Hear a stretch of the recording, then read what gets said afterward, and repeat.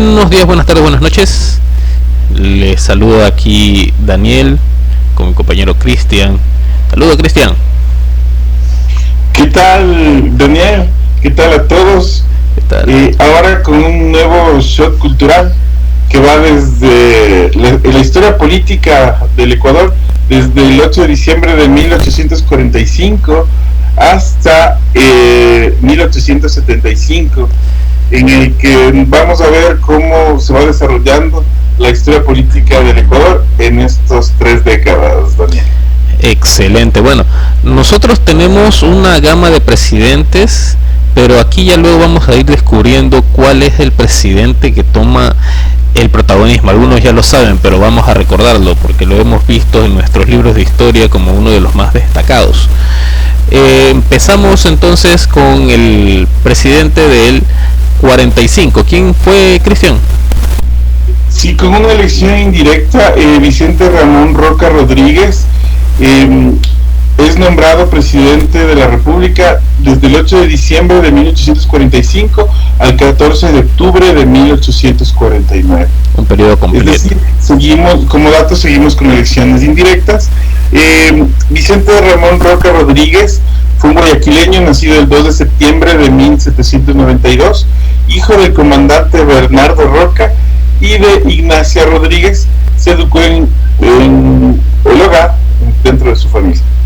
Verás que en muchos detalles en esta época se ignora si él pudo asistir a una secundaria, porque tampoco hay registros de aquello ni que haya asistido a una universidad. Ojo con ese punto, o sea, hijo de militares y de una.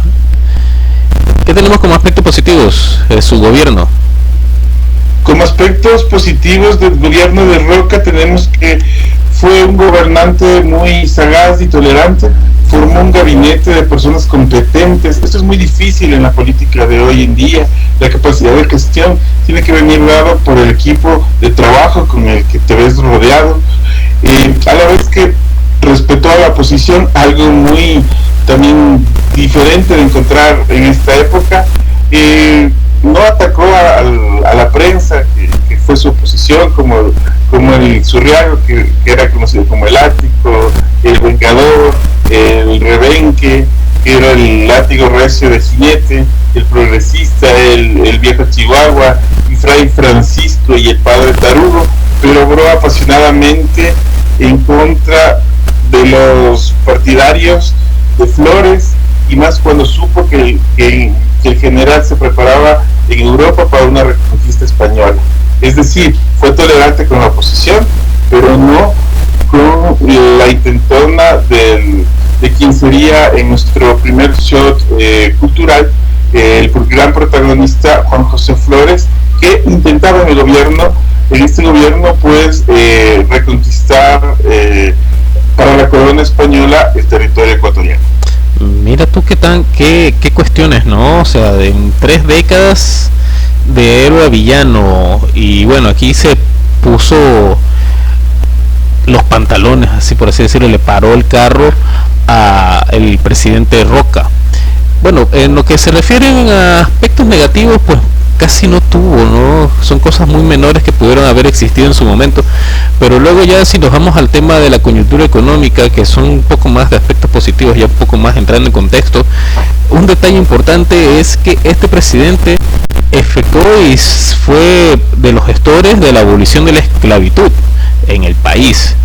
¿Ya? Además, su aporte en la construcción de carreteras entre Pichincha y Cotopaxi, en todo lo que es la Sierra Norte y Sierra Central, pues también fue muy representativo.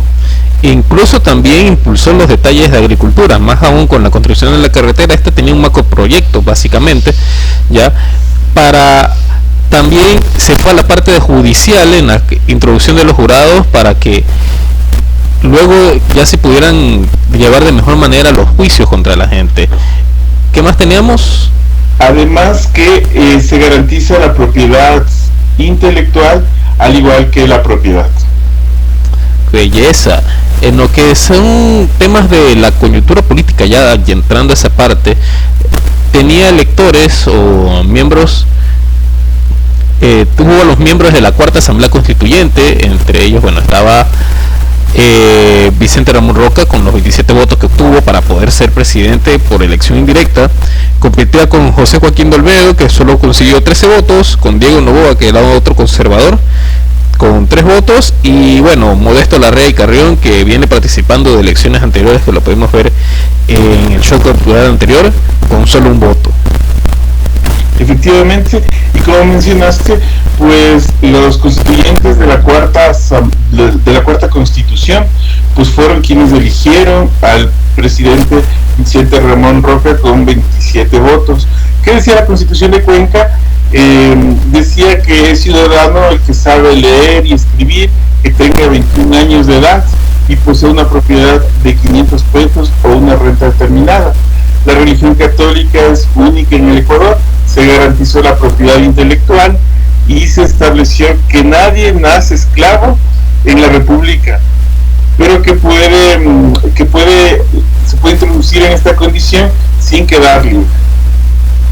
Correcto, mira qué cosas tuvo el presidente, ¿no? Luego, bueno, en los detalles que más podemos seguir sobre lo que hizo don Vicente, ¿no? Hablábamos del tema de la agricultura. Bueno, fomentó la producción por medio de la Junta de Agricultores creada en Guayaquil, mejorando la administración de justicia también, la introducción de jurados, por lo que esto dinamizó mejor la economía y por eso llegaron a tener, bueno, en ese detalles, 854.435 pesos como gobierno en lo que es recaudación. Efectivamente, influyó en esta escasez fiscal la movilización de tropas colombianas contra Ecuador y la expedición de Flores. Es decir, el expresidente Flores pues seguía causando por lo menos un susto al presidente Roca, y obviamente esto se dejaba en las finanzas públicas. Correcto. Entonces esto, a pesar de los buenos movimientos que tenía el presidente Roca, muchos de estos recursos tuvieron que dirigirse hacia estas amenazas externas que se estaban estableciendo, bien sea por intereses de nuestros vecinos los colombianos, pero también asusados por el expresidente Flores, ¿ya? No se llegó a un tema de un enfrentamiento directo, ¿ya?, pero se tuvieron que igual demostrar la fuerza, ¿ya?, para alcanzar y tal vez forjar lo que se fue el Tratado de Paz y Amistad, y que dejó también la puerta abierta al reclamo ecuatoriano sobre los territorios amazónicos entre los ríos Caquetá y Putumayo. Entonces ahí podemos también ver una parte de esa gestión que se tuvo al respecto de este intento de guerra. Efectivamente, por comentarte también, Daniel, que la elección de vicepresidente también se dio de una forma indirecta. Pablo Merino, que fue presidente de la Cuarta Convención Nacional, obtuvo 37 votos.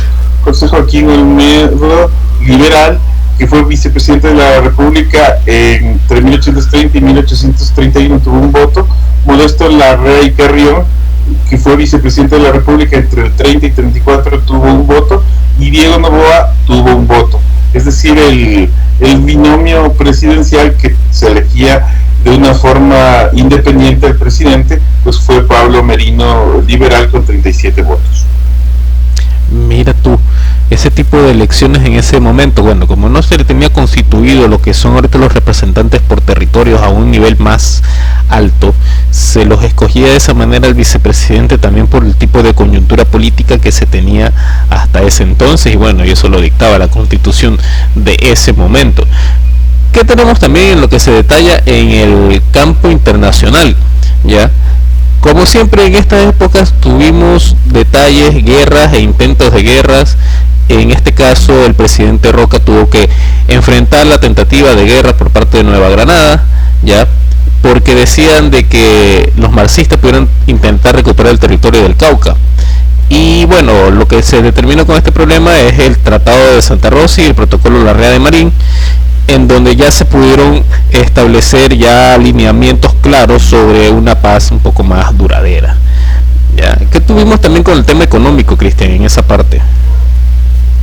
la situación económica era muy lamentable para atender el campo de las relaciones exteriores, así que para 1847 se habían destinado 38.750 pesos. De esta cantidad, 32.000 pesos era para el pago de misiones diplomáticas. Wow. Bueno, o sea, era en ese entonces esa cantidad de dinero era muy alta. Para darle a entender un poco la magnitud de esto, es básicamente lo que ahora te utilizarías en una obra pública de gran escala, ¿ya? Otro aspecto, bueno, también en los detalles de negociación se llevó a cabo con el representante de los ingleses, porque se tenía el pago de la deuda de los ingleses por los temas de las deudas de guerra, que bueno, ellos siempre prestaban dinero en ese entonces y ahora pues a la hora de cobrar. Entonces esto terminó afectando luego a los gobiernos siguientes, como el de Manuel de Ascasubi, que ya vamos a ir para allá. Y para resumir y terminar con el gobierno de Vicente Ramón Roca Rodríguez, pues los primeros 2 años fueron llevados a cabo sin mayores dificultades, enfocándose en superar las crisis vividas en la administración anterior. Tras el destierro de Juan José Flores de España, se mantuvo una tensión y dificultades con la supuesta reconquista del Ecuador para España por parte de Juan José Flores. Mira tú, o sea, te concluimos que un comandante terminó sacando a otro, ¿no? A terminar de desterrarlo. Es un detalle muy importante, porque muchas veces estos puntos de la historia, este tipo de inflexiones, no te lo explican completo tal vez en la escuela, pero ves que tan de Hollywood a veces ha sido nuestra política, ¿no? Y bueno, y ahora tenemos que en el 1849, en un periodo de 3 días, que ya terminaba el mandato del presidente Roca, ¿no? Hubo un tiempo de vacancia del 14 al 15 de octubre en el que no se ponían de acuerdo el Congreso Nacional para establecer un nuevo presidente. Es decir, pasamos en un par de días al menos sin presidente. Hasta que el 15 de octubre de 1849 al 10 de junio de 1850, alguien muy protagonista y muy cercano al gran personaje de esta época, Gabriel García Moreno, que ya lo veremos más adelante, asume por decreto supremo la presidencia de la República. ¿Quién es Manuel de Ascasubi y Mateu? Es un quiteño nacido en 1804, hijo de José de Ascasubi y Mateu y doña Mariana Mateu y Herrera. Wow, pero tenemos a este nuevo personaje que aparece ahora en nuestra mira política en este periodo de tiempo, ¿ya? Es una persona que participó en el movimiento de emancipación de 1809 y bueno, su familia sufrió persecución política y hasta ruina económica en ese detalle. Él era un huérfano desde los 9 años y su educación pues a la final se ve truncada. En esta época era muy difícil de salir, ¿ya? Él no le gustaba el tema de la militancia militar al militarismo extranjero, ¿no? Entonces combatió políticamente a las personas que representaban este tipo de tendencias, como a Bolívar, a Flores y también a Rocafuerte, ¿no? Llevándose consigo también un poco de la persecución política de estos. Ya, también fue parte de... Su gobierno se orienta a la reforma en educación y al impulso de normas que vayan a contribuir a lograr una estabilidad de la patria. En el gobierno se mejora la salud, se promueve la educación, las artes y las ciencias. Mira tú, hombre. Ya, era un tema de un programa de obras públicas y de mejora social, tal vez hasta intentó reformar el ejército con un sentido profesional y nacionalista, y también en su manejo del detalle de finanzas lo hizo de una forma intachable que permitía entonces tener una luz acerca de mejorar el país, ¿no? Como que tenemos también en lo que se refiere, ya vamos a la parte específica sobre la parte económica, ¿Cómo estuvo entonces? Las reformas fiscales, la imposición de métodos que conlleven con la claridad en la contabilidad fiscal, a las reformas del ejército que causaron enemistades en diferentes actores políticos. Su acción política no terminó con su presidencia, colabora en repetidas ocasiones con quien mencionábamos que era su cuñado, el presidente Gabriel García Moreno, encargado de la presidencia en el año 1869, miembro de la Asamblea Constituyente, colaboró junto con Felipe Serrade en la defensa de los principios del conservadurismo en el Ecuador. Entre agosto de 1875, el cargo del ministro del Interior y de Relaciones Exteriores. Mira tú, ya ahí empezamos a ver los primeros pincelazos o las primeras actuaciones políticas del Gabriel García Moreno, que veremos más adelante también, ¿ya? Entonces, bueno, vemos que en el nivel también fue designado por el Congreso como vicepresidente de Vicente Ramón Roca antes, y luego ya lo sucedió, como pudimos ver en el anterior bloque, luego como presidente interino, ¿ya? Luego sus colaboradores Benigno Malo y Javier Valdivieso impulsaron reformas fiscales importantes sobre el tema de las obras públicas, y incluyendo las partes orientadas en la educación con la fundación de las escuelas dominicanas para impulsar la educación popular. O sea, él quería que todo el mundo avanzara, y no solo en la parte básica. También tenemos la fundación de la Escuela de Obstetricia en Cuenca y también la Academia Náutica en Guayaquil, para así de esa manera mejorar la calidad de vida y el nivel de la población ecuatoriana. Estamos ahí, ¿no? Efectivamente, y el presidente que viene después es Diego Noboa y Arteta, quien gobernó de tres formas: con decreto supremo del 10 de junio de 1850 al 8 de diciembre de 1850, con una elección directa del 8 de diciembre de 1850 al 26 de enero de 1851, y con una elección indirecta del 26 de febrero de 1851 al 24 de junio de 1851. ¿Quién fue Diego Noboa y Arteta? Fue un guayaquileño, nacido el 15 de abril de 1789, fallece el 3 de noviembre de 1870, líder de la revolución marxista. Mira tú, este presidente tiene unos detalles que los han hecho famosos y no tanta de buenas, ¿no? Verás, el presidente Diego Noboa y Arteta, ¿ya?, hijo de Ramón Ignacio Noboa y de Ana de Arteta y Larrabelleta, ¿ya?, estudió en Quito y se graduó en Quito, y durante su mandato uno de los aspectos destacados fue que pretendió vender las Islas Galápagos, así como darla como parte de pago de la deuda de independencia a los ingleses, a los británicos. Pero por obra y gracia, este no tuvo arreglo, o sea, nunca se pudo efectuar debido al desinterés de los codiarios de la reina Victoria y la responsabilidad de generar dicho acuerdo. O sea, casi, o sea, porque los británicos no quisieron, porque se hubieran cogido las Galápagos. ¿Te das cuenta?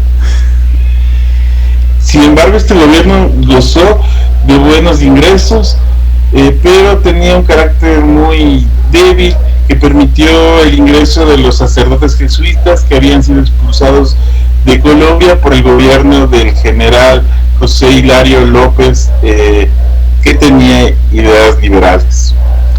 Wow. Ya, y luego tenemos también, o sea, acerca de este detalle sobre el carácter del gobierno. Bueno, dice que el Congreso en ese entonces decidió entregar al vicepresidente Manuel de Ascasubi el encargo del Poder Ejecutivo, ya, pero una asamblea popular convocada en la ciudad de Guayaquil por el general José María Urbina, que ejercía como una jefatura civil y militar en Guayaquil, o sea, de facto, o sea, se autonombró, elige a Diego Noboa como jefe supremo de la República, ¿ya?, en marzo de 1850, para que él salga adelante, ¿no? Y bueno, el 10 de junio de 1850 Quito lo reconoce como jefe supremo al renunciar al poder político el presidente Ascasubi, y las provincias así como tal de Azuay, Loja y Manabí proclamaron la jefatura suprema del general Antonio Elizalde, y un convenio entre los dos gobiernos nacionales de facto pues un acuerdo de convocar a una asamblea constituyente en la ciudad de Quito. O sea, aquí hubo un relajo que había hasta 3 presidentes casi al mismo tiempo. Las pugnas que iban dejando justamente los intereses, por un lado, de los aliados a Flores, y también estos liberales que buscaban justamente la emancipación, la defensa del territorio. Entonces, y en cada región del Ecuador se iba teniendo su líder, que era a quien se respondía. Diego Noboa inicia su gobierno realizando una purga política en el país por temor a una revolución. Ordenó el destierro del expresidente Vicente Ramón Roca, y el general Antonio Elizalde expulsó del ejército ecuatoriano a los llamados elizaldistas y lo reemplazó con militares florianos caídos en desgracia. Durante su gobierno presidencial se creó la actual provincia del Cotopaxi, también cantonizó a Tulcán. En lo económico administró los fondos públicos del Estado con cierta honestidad y claridad. Mira tú, o sea, llegó y barrió por miedo por temor a una revuelta por este tema de los presidentes y jefes supremos que habían ahí. Ya, wow. Ya, también tenemos una parte en el lado social, como habíamos mencionado. Permitió la admisión de la compañía de los jesuitas que regresaron al país después de 84 años de haber sido expulsados por el rey Carlos III de España. El presidente de Nueva Granada, que ya en ese momento es el territorio que conocemos como Colombia, los había admitido en su momento, pero luego los volvió a sacar porque indicaban que pensaron a conspirar contra su gobierno. Efectivamente, y de esta forma se da paso a la presidencia de José María Urbina y Viteri, que de la misma forma maneja el país por decreto supremo del 24 de julio de 1851 al 17 de julio de 1852, por una elección indirecta del 17 de julio de 1852 al 6 de septiembre de 1852, y por una elección indirecta del 6 de septiembre de 1852 al 15 de octubre de 1856. Wow, qué relajo. Bueno, en este caso José María Urbina y Viteri detalla o destaca los aspectos positivos que, bueno, en su momento los presidentes anteriores también lo habían logrado, pero acá ya lo están reasentando, que es la abolición de la esclavitud, el rechazo de la invasión de Flores de 1852, que también volvió a intentarlo, ¿ya? Y se realizó un acuerdo equitativo de la deuda exterior del país con Gran Bretaña, y así se respeta la libertad de la prensa y de la imprenta. Como coyuntura económica, en 1851 el José María Urbina se proclama jefe supremo después del golpe de estado en contra del predecesor, el presidente Diego Noboa. Juan José Flores, antiguo mandatario del país, trató de derrocar a Urbina mediante una invasión apoyada por el Perú y los conservadores ecuatorianos. El fracaso de este intento permitió a Urbina convocar una asamblea constituyente para oficializar su posición. Wow, o sea, Flores quiso por todos lados, no pudo con España, no pudo con Colombia, se fue con Perú y tampoco pudo. Qué cosas, ¿no? Y luego, bueno, tenemos también, aparte de aquello de la abolición de la esclavitud, también tuvo una mano dura contra la oposición. Ya una vez oficializado, estuvo también pidiendo a Perú que pagara una indemnización por haber apoyado el mencionado intento de invasión, ¿no? Y bueno, ambos países llegaron a un acuerdo que quedó reflejado en un tratado de paz. Aquí Urbina toma el detalle de la abolición de la esclavitud, ¿ya?, como una oportunidad para formar un ejército de élite compuesto por los libertarios, y este cuerpo militar fue conocido como el Cuerpo Militar de Taura, y se lo usaba como un medio de intimidación para los opositores políticos. Desde ahí ya viene el detalle de los militares de Taura, ¿no? Y luego tuvimos ya los opositores, como bueno, se había dado un poco también de libertad de imprenta, entonces aprovecharon aquello para hacer una campaña de prensa en contra de Urbina, ¿ya? Pero aquí ya viene el otro punto, que ya Urbina, al darse cuenta de este aprovechamiento, lo que hizo fue desterrar a algunos periodistas para evitar esta campaña de desprestigio que estaba recibiendo. Y por el contrario, una de las primeras medidas que tomó el gobierno fue tratar de mejorar las relaciones, muy venidas a menos, con la Iglesia, una institución que gozaba de un gran poder en la época. Para ello nombró a Francisco Javier de Garaycoa, el primer obispo que tuvo la ciudad de Guayaquil, como parte del miembro del Consejo de Gobierno. Wow. Sí, entonces, como parte del acuerdo para llegar con este obispo, también fue la expulsión de los jesuitas, ya que ya habían ingresado en el anterior gobierno, ya, y también, ya más allá de eso, tuvo la administración, quitó el poder a los terratenientes para la extensión de posesión de aguas en algunos poblados remotos, o sea que ya estaban haciendo la regularización de estos puntos. De esa forma podría mejorar el detalle agrícola, ¿ya? En lo que se refiere a la defensa, ¿no? Hubiera mejorado el sueldo de los militares, así como la formación y equipos, y esto también le permitió ganarse el favor del ejército y así controlar los intentos de rebelión por parte de los seguidores que aún quedaban por ahí del expresidente Flores, ¿ya?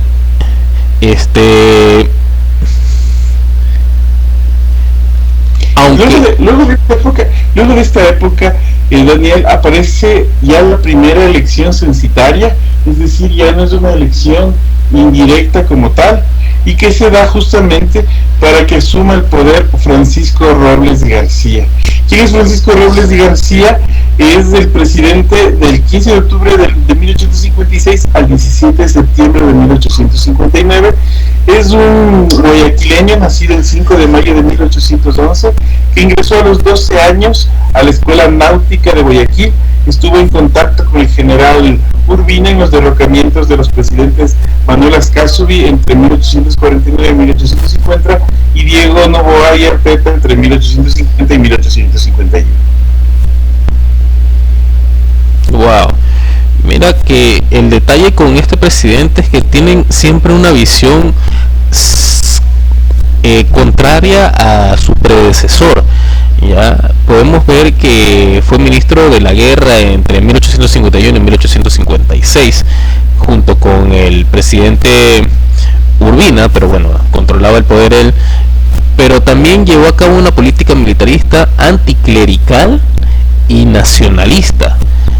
Aprovechó también para conceder territorios para los acreedores británicos y así cancelar las deudas que se tenía, y rompió relaciones con el Perú para llevar, y eso nos conllevó a un bloqueo de las costas ecuatorianas en el 58.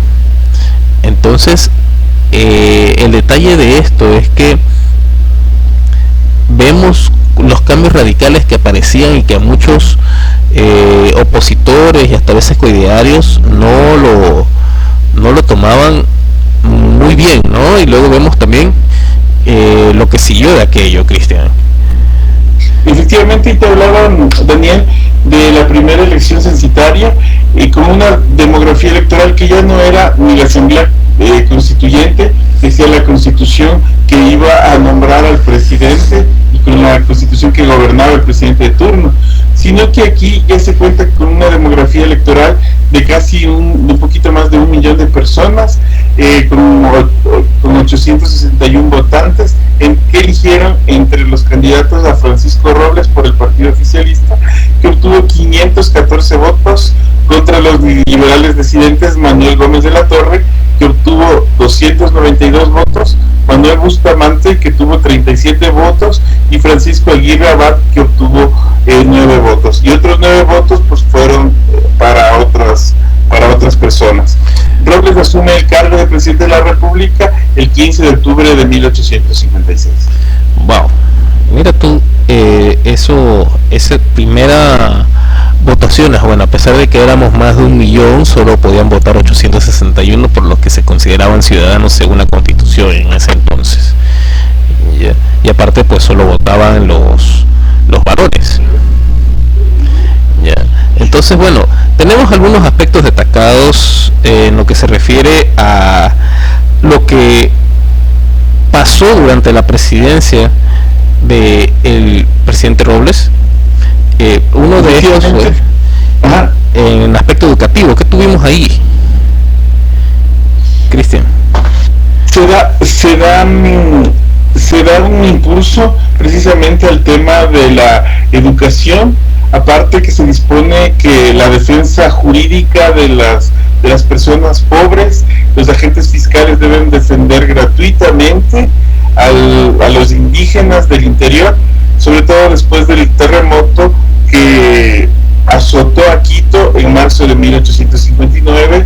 Robles dispuso la reparación de los daños causados. Wow. Sí, entonces, bueno, luego de eso, en el 57 se aprobó la abolición de la ley de contribución personal de indígenas, que fue creada por el Poder Legislativo, golpeando así los terratenientes serranos y favoreciendo el flujo de mano de obra a las plantaciones de la costa.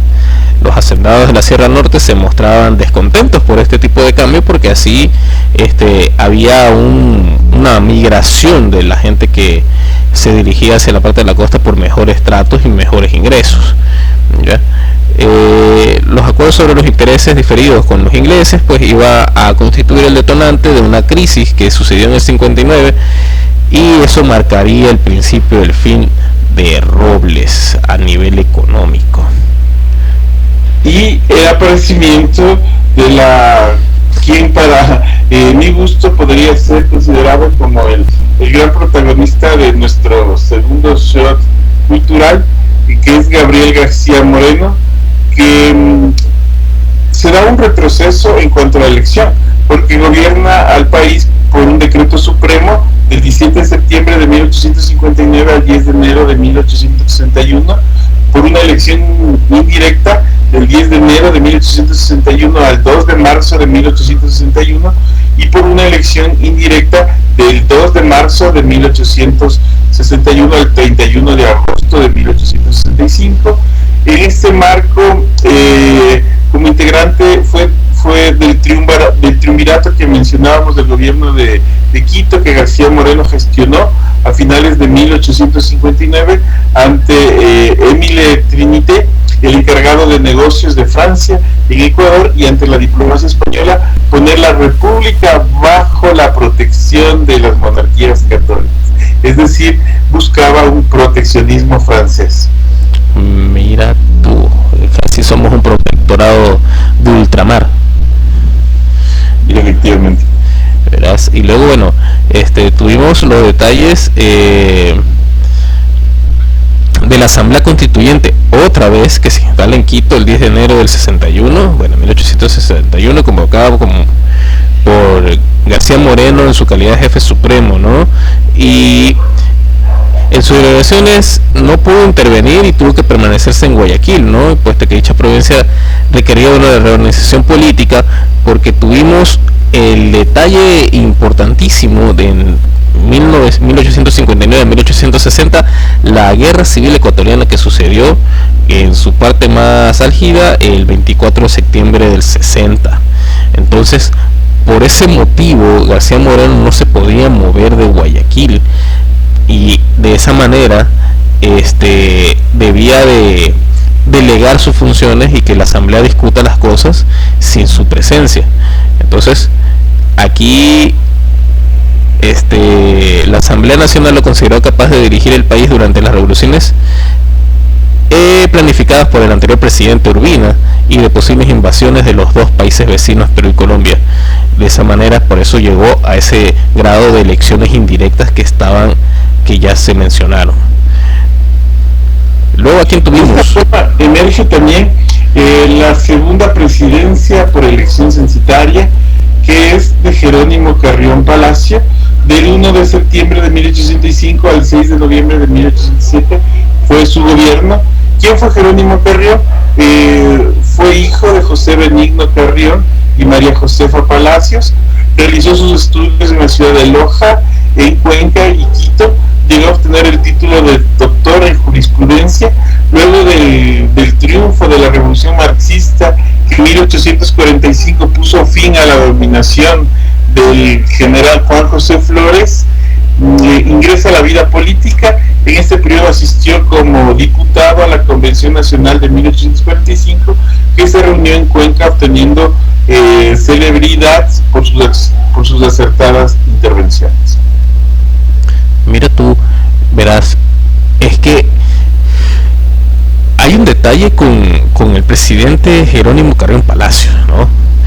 El presidente Jerónimo Carrión Palacios demostró en su gobierno honestidad y lealtad notables, honestidad durante sus procedimientos, lealtad a los principios, pero había un detalle con el presidente, es que dejó ver como una debilidad, una falta de energía, ¿ya? En que, para ahondar un poco más, lo comparaban mucho con el presidente que estuvo a cargo de las rebeliones y de la guerra civil, que fue el presidente Moreno, y lo tomaban como muy contraste. En cambio, este presidente era como que más apacible, y eso para la época era como un signo de debilidad que hicieron que muchos lo criticaran y no perdonaran aquello. Entonces el ministro, bueno, en ese entonces, de Jerónimo Carrión, el ministro de gobierno, que era Bustamante, asumió él solo todas las funciones del régimen, al extremo que todo el país notaba la falta de voluntad del presidente. O sea, tal vez en otra época hubiera sido un gobierno un poquito más constructivo, pero lo comparaban mucho y eso fue haciéndole mella al presidente Carrión. ¿Ya? Pero en el punto positivo fue que hubo una cierta continuidad con las obras propuestas por su antecesor Gabriel García Moreno, quien llamó a elecciones para que sea nombrado como presidente. No interrumpe su programa educativo, la construcción de carreteras, se fundan colegios como el Pedro Vicente Maldonado de Riobamba, el Pedro Carmo de Guaranda y el Conservatorio de Música de Guayaquil. Es decir, impulsó también la cultura. Sí, o sea, avanzó mucho en los temas de aspectos de infraestructura y de la cultura. Se aceptó el decreto de la creación del himno nacional del Ecuador en ese momento, e impulsó la agricultura en la provincia de Tungurahua y fundó los hospitales de San Vicente Paúl en la Tacunga. Entonces tuvimos también Carrión, ya viendo este tema, tuvo que afrontar también la parte de la guerra hispano-sudamericana, en la que Chile, Perú y Ecuador intervinieron conjuntamente en acciones bélicas marítimas contra la flota española, que había declarado la guerra a Chile y a Perú en su momento. Entonces se tuvo que meter prácticamente que obligado a la batalla, porque si no se los comían vivos a todos en ese entonces. Y bueno, entonces en ese contexto también tuvimos los detalles de cómo fueron sus elecciones, porque Jerónimo Carrión tenía el respaldo de Gabriel García Moreno, en el que obtuvo una gran diferencia de votos, ¿ya?, de su principal competidor, que en ese momento era Manuel Gómez de la Torre. Carrión obtuvo de los votos posibles 21.733 y Manuel Gómez de la Torre obtuvo 8.211. O sea, era una diferencia abismal, y todo porque tenía en su momento el apoyo del expresidente Moreno en ese entonces, ¿ya? Y luego de este periodo viene una subrogación de quien sería su vicepresidente, Pedro José Arteta y Calisto, que dura aproximadamente casi 3 meses, desde el 6 de noviembre de 1867 al 20 de enero de 1868. ¿Quién fue Pedro José de Arteta y Calisto? Nacido en Quito, de padres guayaquileños, Joaquín de Arteta y de doña Leonor Calisto Muñoz. Este matrimonio tuvo 16 hijos, teniendo como hermano a Nicolás de Arteta y Calisto, quien sería el futuro arzobispo de Quito. Yeah. Bueno, este fue caso especial el que tuvo el presidente Arteta Calisto, pues él era el vicepresidente de Jerónimo Carrión, pero bueno, tomó el mando cuando el presidente Carrión renunció al cargo. Entonces lo que hizo fue primero es convocar a nuevas elecciones presidenciales para así concluir el periodo constitucional que tenía que llevar el presidente Carrión, que tiene que ser hasta el 69.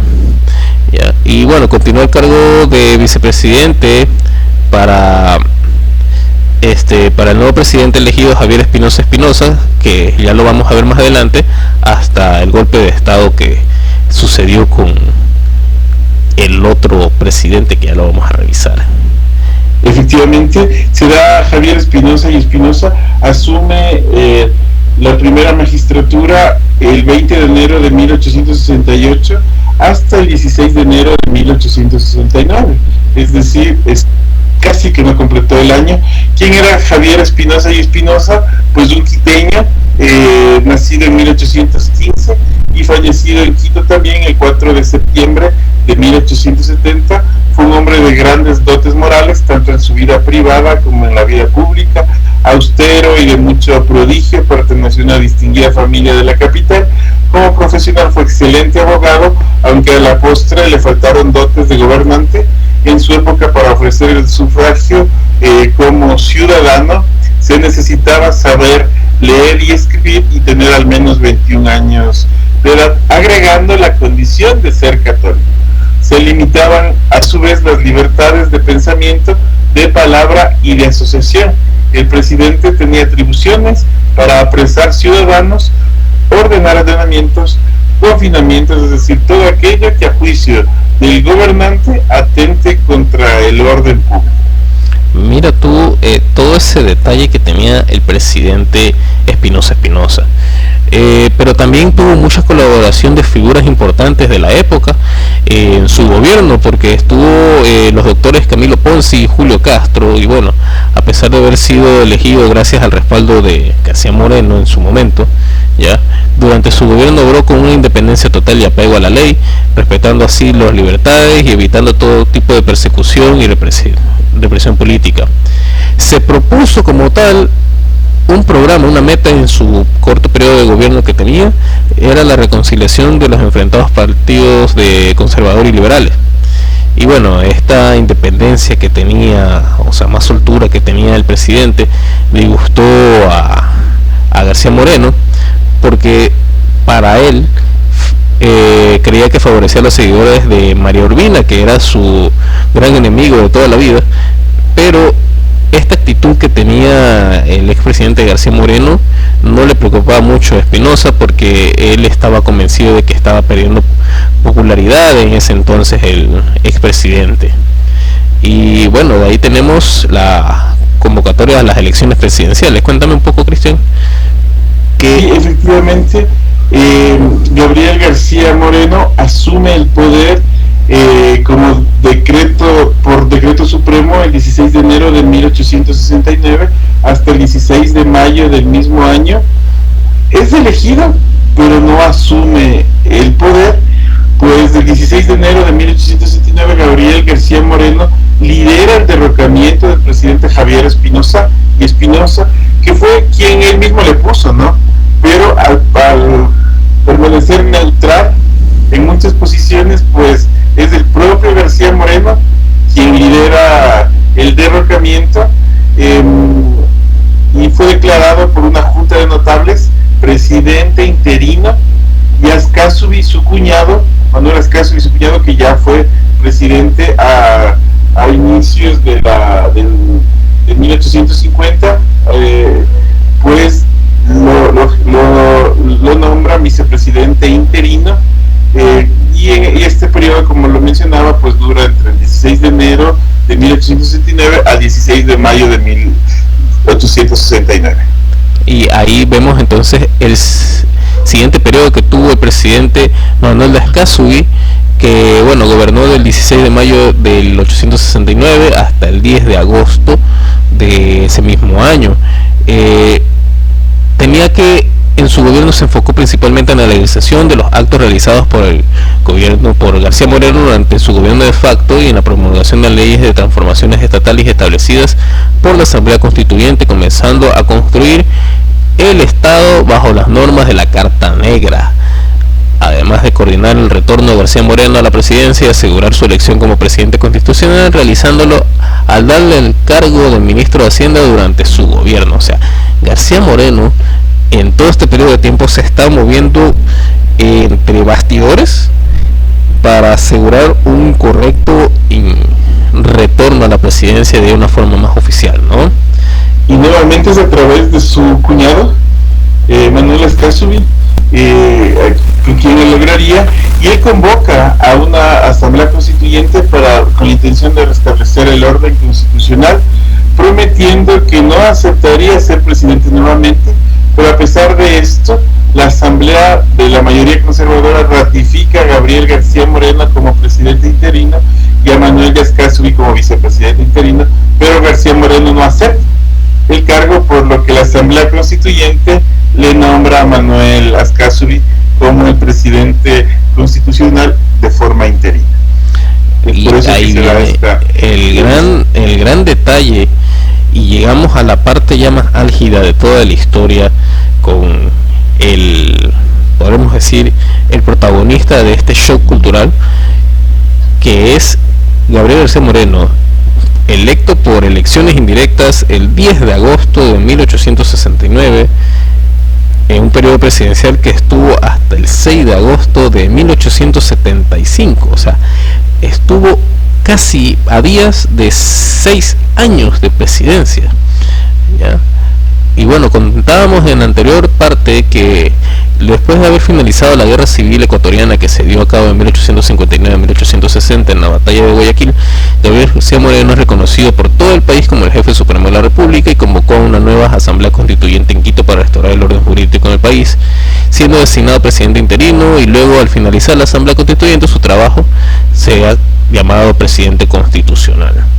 Pero aquí tenemos una parte de esa historia, ¿no? Este dato, Daniel, pues enfatizar que hay una elección indirecta que lo nombra presidente del 10 de agosto de 1869 al 6 de agosto de 1875, y es reelegido de 1875 a 1881, pero no puede asumir su cargo porque es asesinado en la ciudad de Quito, justamente alrededores del Palacio de Carondelet, que se presume que fue producido por Faustino Rayo, se dice que por un crimen pasional, que aparentemente Gabriel García Moreno pues tuvo una relación con la esposa de Faustino Lemus Rayo, y él en su afán de venganza y de limpiar su honra, pues se termina con la vida de Gabriel García Moreno, quien es impedido de asumir la presidencia por el periodo de 1875 a 1880. Wow, es muy de película el detalle de este periodo de tiempo de ¿cuánto? 30 años, con Gabriel García Moreno teniendo un desenlace tan anticlimático en lo que sería su gran historia, sus ambiciones, sus metas que tenía para ser presidente, liderar el país, a la manera y la visión que él tenía en conjunto con sus aliados, sus coidearios, sus enemigos, Urbina en su momento más atrás, Flores, que siempre quiso afectar y volver a tomar el control del país, no lo pudieron hacer tan de cerca como lo hizo el Rayo con su machete. Y bueno, eso ha sido la gran trama de la historia que tuvimos aquí en nuestro país en ese periodo de tiempo tan cambiante, que no me imagino las vivencias de todas las personas que vivieron en esa época. Creo que, y no sé si compartas la idea, Cristian, el país siempre se ha visto envuelto en una convulsión, en una polarización de la política que uno lo ve como increíble, pero si lo comparas a la actualidad es más o menos lo mismo, ¿no? Efectivamente, de personas que están en el poder, que ceden el poder a quienes se considera que van a continuar con su ideología y que terminan siendo traicionados y terminan convirtiéndose en sus peores retractores, y que ellos son ahora enemigos acérrimos. Y vemos que ya hace casi 100 años pues esto ya se daba, ¿no? A tan solo 30 años de haber iniciado como república, con figuras como mencionabas tú, como de Flores, que pese a tener una época en la que fue muy protagonista, pues lo continúa haciendo durante estos 30 años que hemos abordado en este show cultural, ¿verdad? Wow, sí, ¿no? O sea, es un tema de cambios de escenarios, de roles tan versátiles que uno ve. Entonces, cómo puede cambiar la humanidad, las personas, el discurso de una persona de una forma tan volátil que uno hasta se queda paralizado lo ve tan increíble. Pero esa ha sido la historia de la política nacional e internacional, si lo vemos de esa manera también.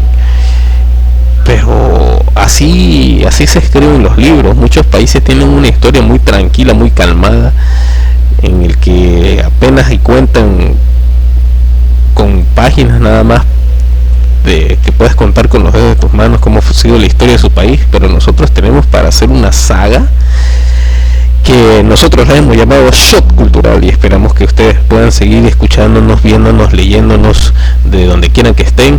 Somos Cristian y Daniel. Esperemos que nos puedan perdonar cualquier impasse, y si tienen algún tema, alguna curiosidad, alguna tal vez corrección, qué sé yo, puedan dejarlo en los comentarios o hacérnoslos llegar a nuestro correo que estará en la descripción. Cristian, ¿unas palabras? Invitarles que nos sigan escuchando en nuestras siguientes entregas de Shot Cultural. Vamos a abordar toda la historia política del Ecuador, y después estaremos compartiendo diversas temáticas en este diálogo cultural. Invitamos todos para cualquier momento.